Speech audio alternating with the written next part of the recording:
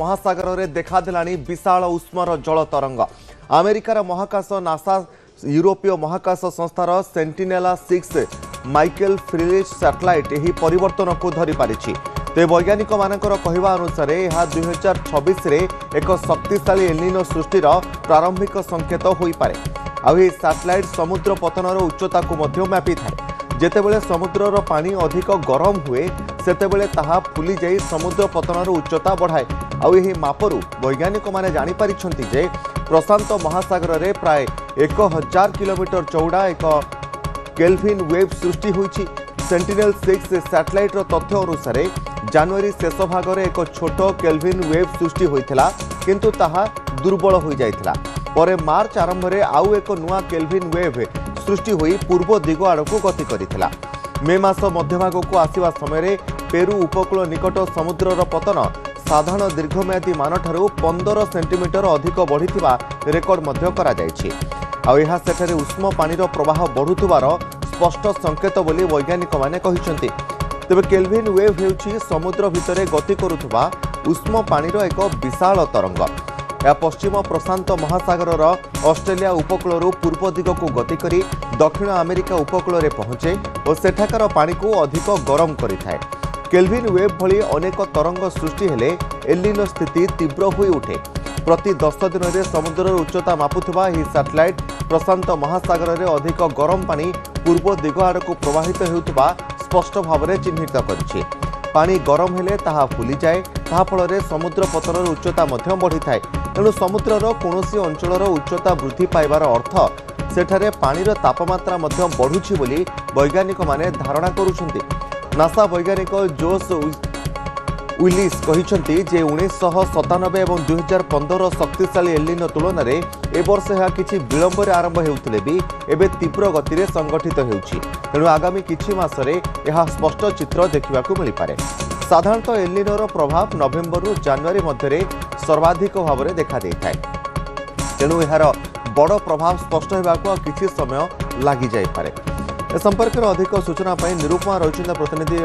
Nirupama, Eleanor जो चित्र वर्तमान नासार सैटेलाइट माध्यम सामना को आसुची जे प्रशांत महासागर में एक बड़ धरणर पाखापाखि 1000 किलोमीटर चौड़ार एक समुद्रर जल तरंग आगक बढ़ुची, जहाँ गरम जलीय बाष्प ता सहित गरम पानी आगक नहीं जाउची। कौन कहूची यही नासार सैटेलाइट चित्र? देखंतु पूर्वर मध्य कहुला जे प्रशांत महासागर रे एलिनो प्रक्रिया आरंभ हो जाइछि, किंतु जो भली भाव में आपन कहले 1000 किलोमीटर वर्ग रे यह वर्तमान उष्म रहिथिबा नासार सैटेलाइट इमेज रु जहाँ जना पड़ी। तेणु जितेबाला संपूर्ण भाव में प्रशांत महासागर तापमात्रा 0.5 रु अधिक होतेबले यह ऑफिशियली अनाउंस हम जे एलिनो प्रक्रिया आरंभ होइछि। किंतु वर्तमान चित्र कथा यदि कहबा एलिनो प्रक्रिया वर्तमान आरंभ हो जाइछि। 0.5 डिग्री रु अधिक रही प्रशांत महासागर तापमात्रा एवं जो भली भाव में आपन कहले जे गोटे उष्म पानी संपूर्ण भाव में देखा मिलवा आरंभ होइछि। जेतेबेले यह धीरे धीरे संपूर्ण प्रशांत महासागर को विचरण करिवो ताको आमे एलिनो प्रक्रिया बोली कहिथाउ एवं जून मासरे यह आरंभ होबार थिला जाहाकू एलिनो बोली कहा जाइथाय एवं जुलाई अगस्त रे आमे याकू मॉडरेट एलिनो बोली कहबा। सेप्टेम्बर रु अगस्त भितरे बा आमे जदि कहि परिबा यह स्ट्रॉन्ग हेबो एवं नवेम्बर डिसेम्बर रे यह होछि सबुठारु वेरी स्ट्रॉन्ग। तेणु डिसेम्बर रु जनवरी भितर आमे जदि कहबा सबुठारु अधिक प्रभाव देखिबाकू मिलिबो बोली कहा जाउछि। तेणु एलिनो प्रक्रिया जेतेबेले आरंभ होई जिवो जुलाई अगस्त मासरे यह मौसुमीर प्रारब्ध समय को आमे जदि कहबा प्रभाव करिबार संभावना यथेष्ट अधिक रही। तेणु सारा देश में चलित वर्ष कम वर्षा हेबा नै पूर्वरु मध्य अनुमान करा जाइछि। तेणु सुपर एलिनोर जो प्रक्रिया अच्छी प्रथम प्रक्रिया एलिनो बोली जहाँ कहा जाउछि, अर्थात समुद्र पतन तापमात्रा 0.5 डिग्री रु अधिक रहिले ताकू एलिनो कहा जाए। ताहा वर्तमान देखा मिल सारी नासार सैटेलाइट इमेज रु जहाँ जना पड़ुछि जे समुद्र पतनर तापमात्रा धीरे धीरे अधिक होउची एवं यह केतेबेले अधिक हुए धीरे धीरे यह क्रमशः यह अधिक हम ये गोटे प्रक्रिया बोली आम संपूर्ण भाव में कहीपर एवं से प्रक्रिया प्रभाव में आम जदि कह संपूर्ण जलवायु एथर चलित वर्ष बिगिड़ी जीवार संभावना रही ताकू नहीं अनेक कल्पना जल्पना चर्चा आलोचना एवं वैज्ञानिक मानकर आम जदि कह गणित बा अंक कषा जारी रही तेणु निश्चित पक्षे आम कहीपर एलिनोर प्रभाव देखा मिलूँ ताहा प्रबल हिट वेव स्थिति जारी करिबो अल्प वर्षा करिबो एवं शीत को मध्य प्रभावित करिपारे बोली कुआ जाउची तेणु देखिबा बाकी रही वास्तव में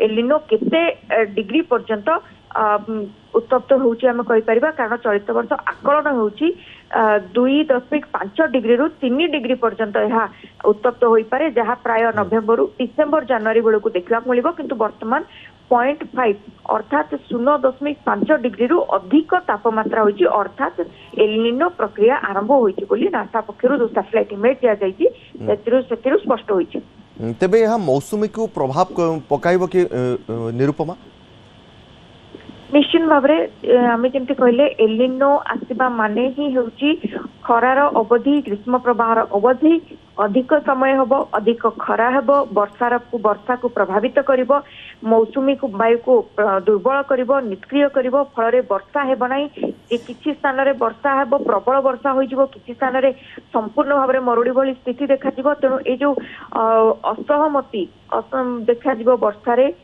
ता मध्य एक प्रकार चिंतार विषय कारण सारा राज्य रे सारा देश रे सारा विश्व रे जो बड़ी परिस्थिति उपजिब प्रशांत महासागर निकटवर्ती जो देश गुड़िक रही फिलिपाइंस कथा कहवा ऑस्ट्रेलिया कथा कहवा केउठी मरुड़ी केउठी प्रबल खरा गरम तो केउठी प्रबल वर्षा प्रबल शीत हम यही भाव में देश में प्रभाव पकाइब यह मौसुमी को एथर कम वर्षा कर सहायक हम तेणु आग को वास्तव में कौन प्रभाव पड़ो ताहा देखा बाकी अच्छी किंतु साधारण भाव एलिनो आसिले वर्षा कम हुए खरा अधिक हुए एवं शीत को मध्य प्रभावित करता है जहाँ 2027 रे किसी कांशरे प्रभाव पकेब बोली शुणा मिलूँ निश्चित भाव निरुपमा बहुत बहुत धन्यवाद सीनियर करस्पोंडेंट निरुपमा रही प्रतिनिधि जहाँ सूचना देउथिले वर्तमान ऑस्ट्रेलिया उपकूल और एलिनोर प्रभाव आ किछि मास गुरुत्वपूर्ण रही बेले जो सैटेलाइट इमेज नासा पक्षर वर्तमान सामना को आसुची नासार ईएसए सेंटिनेल-6 सैटेलाइट जहाँ चित्र वर्तमान सामना को आनी एलिनो केउभली भाव में प्रशांत महासागर में सृष्टि होउची समुद्र पानी को केमिति गरम करुची केमिति आगको अग्रसर होउची जहाँ 1000 किलोमीटर चौड़ार एक समुद्रर पानीर तरंग रही जहाँ आगको बढ़ुची और यह एलिनो को सक्रिय कराइबार एक बड़ भूमिका ग्रहण करिवो से भली किछि चित्र नासार सैटेलाइट इठी कैद करिछि।